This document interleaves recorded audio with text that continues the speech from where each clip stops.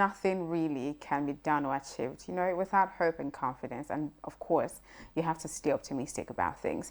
Welcome to the conversation on TOS Television Network, your digital first Pan-African news network, reaching you from Abuja, Nigeria's capital city. And of course, my name is Adesu Sui.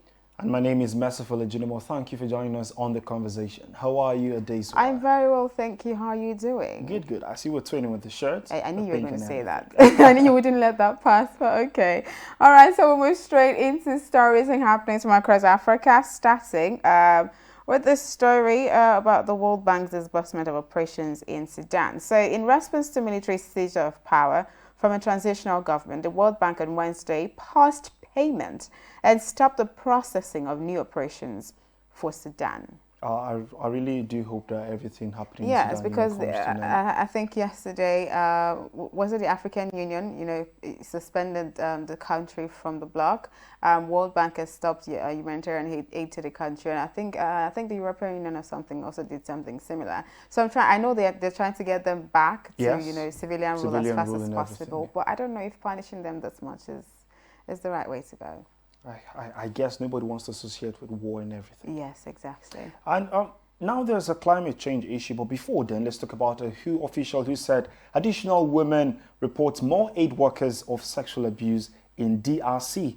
Since a report was issued last month about the sexual exploitation and abuse by aid workers during an Ebola crisis in the Democratic Republic of Congo, more women have reported workers involved in the scandal, a senior World Health Organization official disclosed. It's amazing how you are sent somewhere to bring relief to people as an aid worker, and all you could do is to bring them more stress and more, it just costs them more harm. It's just terrible. Away from that, the issue of climate change that Mesfo spoke about earlier. So a fading lake with sand dunes taking over the lands on the edges of Timbuktu, Mali, has made life unbearable for residents and livestock, with some dying. That's quite a sad news, actually. I think it was yesterday in Madagascar that the UN said very soon a lot of them are going to die from famine because they're experiencing a drought. And then we're seeing that, sand dunes and the lake is drying up in Mali.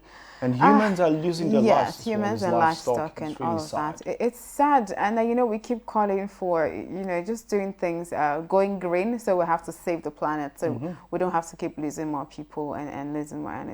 That's quite important. And I think the world should just, turn towards saving the planet and the climate, in no time. That's it for development across Africa here on The Conversation. But before we proceed, I'll bring you COVID-19 updates from across Africa right now. And after that, we're going straight into the big story.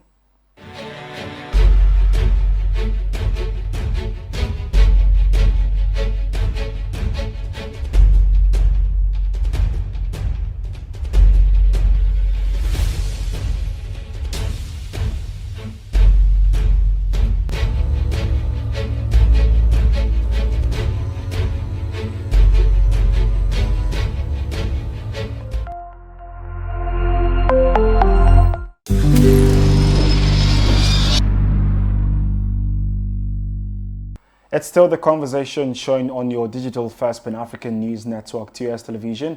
And it's that time where I tell you can be a part of our social media community.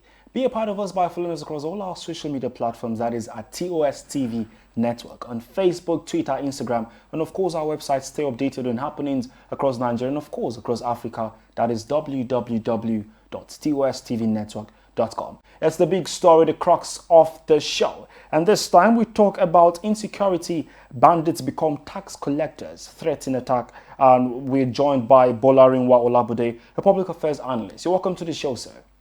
Thank you very much. Good morning, Nigeria. Good morning. Thank you. We've seen the news about bandits imposing levies on the residents of eastern part of Sokoto. And this is not the first time that we've had this kind of news, especially in Katsina State. And this time they're giving them a deadline to make those payments. What do you say about all of these happenings? Well, we should not be surprised. I'm only surprised if people are surprised. Because I believe that in the game of power, you register your presence. And that is what these people, the bandits, they have done. You can recall, just like you said, that in places like Zamfara, Katsina, and Niger states, a lot of their local governments are being controlled by bandits already.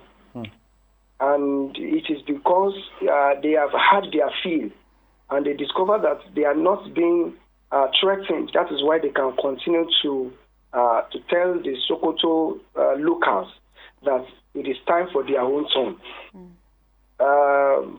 I think the most important thing that we should do now is that people who are within these confines, I mean in Sokoto, they are helpless. And the best thing that the government can do is to be decisive. The government is not decisive enough. Are they trying? Maybe yes. Are they overwhelmed? Maybe yes. Is the impact of their trying, quote and unquote, is it being felt? No. And that is one of the things that we should look into. You see, we can't afford this kind of problem again over and over again. When you discover that bandits are now asking for tax, are asking for levies up to 400 to 700,000 naira, that is terrible. And it seems as if village heads are now trying to go here and there to collect money just to pay bandits. I heard that about village heads are paying around 12,000 naira, 15,000 naira, while people who are not married, young boys who are not married, are paying 1,000 naira. In a situation whereby poverty is also, is there already. And the poverty rate in Nigeria is already about 50%. The food inflation rate already is about 20%. And these people are not still being allowed to go to farm to go and work. It is affecting our infrastructure. It is affecting business. It is affecting every day-to-day activities. Unemployment rate is already 33%, 33.3%. We are not supposed to be within this problem again. The government should be decisive. And if I mean the government should be decisive, it means that we should stop pampering the causes of problems and start treating the effects, start treating the symptoms. Okay. It's amazing. Are you there? Can you hear me? I'm listening to you. Okay, it's amazing that you mentioned, government taking decisive action. I know sometime last month, I think in Sokoto, Katsina, and Zamfara, they had cut telecommunication access for citizens because they felt that would hamper on abductions and all of that. But do you think that has been an effective tool? I know that has been hailed as being effective in the fight against banditry and all of this. But do you think, personally, that has been effective, judging from what we're seeing now? Okay. You mean, government has taken decisive actions in the past? No. Did you? Can you hear me clearly? Please speak on, please. I'm talking about the cut of communication in some parts of northeast Nigeria as a fight against banditry. Judging from what we're seeing now, the situation in Sokoto State as of today, do you think that action has been effective so far? Well, if I can get you right, the best thing I think we can do with regards to what is happening in Sokoto today is, just like I said, is for the government to take decisive action. However, we should look into the people that are sponsoring these people. Because a group of people who goes about with hundreds of bikes, who have enough money to buy fuel for the bikes, who have enough money to buy ammunition, who have enough money to feed themselves and even feed the people that are being taken into captivity. This set of people needs we need to check the root of the cause. We need to check sponsors of those people. And one thing that we must understand is that the security structure of this country cannot work. It has not been working and it will not work. It is so tedious. We are not saying here that the police or the security, they are not doing their best, but their best cannot show in this kind of arrangement. Just recently, the spokesman of the police force, Frank Mba, said that the police is not overwhelmed. I had to go and check the dictionary to know what is the full meaning, what is the meaning of being overwhelmed at all. Because a situation whereby even big wigs in the country are telling citizens to go and be securing themselves, to resort to self-help, and the police is trying to feign the idea that they are not overwhelmed. It is not a matter of abusing the policemen. It is because the security of the present security arrangement is not working and cannot work. And that is why we continue to say that it is until we have state policing, local policing, that things can change. Nobody can stay at the center. Okay, with regards to this kind of security arrangement, you will know that in New Jersey and New York, the two states are beside each other, but they have different constitution, different law, and different policemen. These are the things that make people, because there are peculiarity in every state, in every country. I mean, in every country, within the same country, there are different peculiarities. People are different, tribes are different, and you can't stay at the center and control what is happening in different kind of states because you don't know what is obtainable in those states. All right, thank you These so much. are the things that we should look into. Thank you so much, Mr. Bolariwon. Unfortunately, we are out of time, but thank you for being a part of the conversation. Thank you.